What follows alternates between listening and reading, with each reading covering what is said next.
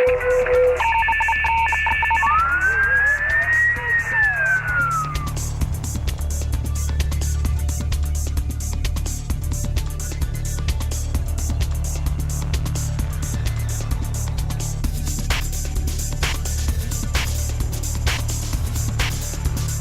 ora, ladies and gentlemen, good evening and welcome to Citizen A, where we wrap the week's current affairs with the best political team on television from a very Auckland perspective. Warning, we're as fair and balanced as Fox News. Joining me tonight on my revolving panel of bloggers, editor of the best independent news site in New Zealand, people's hero and friend of the planet, Selwyn Manning from scoop.co.nz, and remove any objects at hand that you can throw at the screen. It's the Svengali of the right wing online. Please adjust your television sets for the unsuppressible Cameron Slater, aka Whale Oil from Gotcha.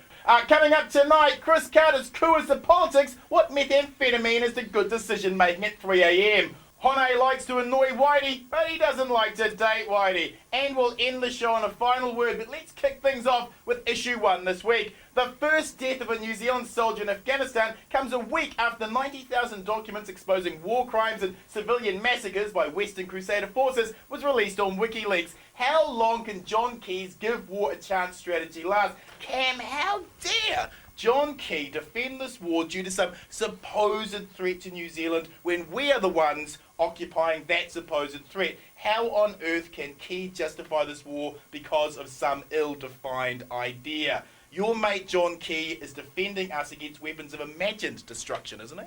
I don't believe so. If you look back at why Afghanistan was invaded in the first place, they looked after the Taliban. George Bush came out straight after 9/11 and said, if you're a terrorist, we're going to hunt you down and we're going to get you.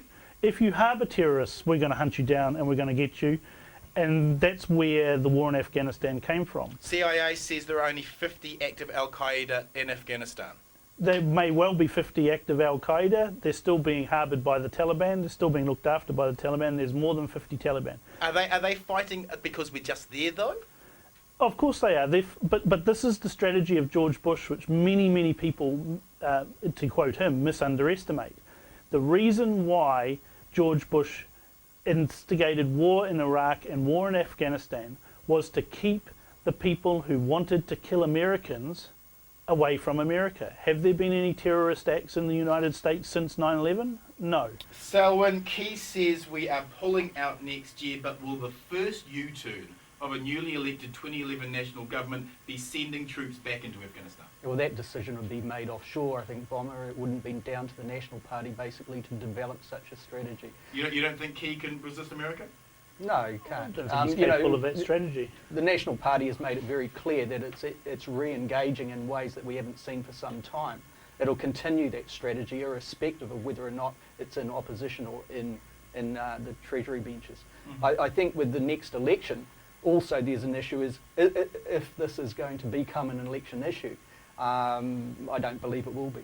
Mm-hmm. I think that what we're seeing now is the National Party making the most of the spin in the sense of with this person who's lost his life in Afghanistan, trying to make a hero out of the person. Mm-hmm. But what it really does do is it brings home to New Zealanders the cold reality of war, and once and for all we can actually now identify with our own people what that really means in terms of life and death. Are we there stopping the terrorists? Oh, that's a really hard one to call from here, isn't it? You know, one would imagine that the work that New Zealand was doing under the Labour-led government was reconstruction. Now that's changed somewhat and it's more in the combat role, isn't it? It's a totally different kind of ball game. It's a new theatre. Are we getting rid of the terrorists? No. You know, we can see from reports on a daily basis that the situation is getting worse. The Taliban are getting more confident, and that's not a knee-jerk reaction from weakness. That's one of actual belief in supremacy on the ground there. That's not strictly true, though, in that we've changed the role. You sure the SAS are there? Helen sent them there. They're the ones that are being talked about being withdrawn next year.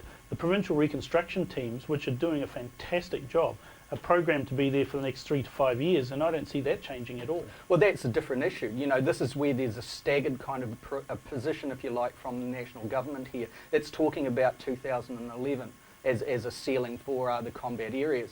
But we're also looking at 2014 as another place where we'll mark to actually gauge whether or not we should re-engage in a construction way or actually continue on with a combat role. I don't think you're going to see at the end of 2011, if the United States' interest suggests that combat troops should be there, New Zealand will remain. Oh, of course, because we've got some of the best combat troops in the world. But by connecting our presence in Afghanistan to a supposed threat to us via terrorism, Keir's really arguing for a perpetual war, isn't he? No, I don't believe. Where's the end point here? You can't define something with an end point. When in So it's perpetual war. in 1939 there was no end point in sight for defeating Nazism and the expansion of Imperial Japan. Well, there was a we will fight them right until the final. And there was a political will Yep, to actually do something to destroy the enemy. So this is and open-ended war. This is open-ended It war is, that we've because got. the politicians don't have the gonads to go in there and actually sort the situation out So militarily. the threat's not going to go away until we re-invade Iran, correct? No, actually, the problem is Pakistan rather than Iran. So you want to go after Pakistan first? Well, and they're then Iran? harbouring Taliban. Okay, Right. so I mean you're a trusted member of the re-invasion of Iran board. What's the feeling out there about the invasion of Iran? Plans going ahead? I don't think that Iran will need to be invaded. The moment they get close to having the bomb, Yep. the Israelis will sort it out. They've done it before and they'll do it again. So a preemptive strike by Israel, and that won't lead to a worldwide. No one's beaten them yet. No, that's very optimistic. Selwyn, will the government attempt to use this funeral for flag-draped coffin nationalism propaganda purposes? Oh yeah, obviously, and We're we've gonna seen see him that out there already. saluting. Is he We- gonna, well, is just he look at the gonna- newspapers this Yep. week. Just look at the Helen television Clark did the screens this same week. way with the Victoria Cross, didn't she? But we're responding to a national government here, not the Labour one that lost the last election. and the situation is clear that yes, Yep. you know, if there's any way of actually masking, decisions that may come back to haunt National, it is by making a hero out of those that are facing the consequence of their decisions. The decisions. Clearly, the decisions were made at the time where they would have, policy analysis would have gone on that would have tested every outcome, meaning how many people would die, Yep. will we actually pull back should those people die, when the people do die over there, New Zealanders do die over there, how are we going to handle that? And this has already been thought through and we're seeing it being placed out. The to media, public.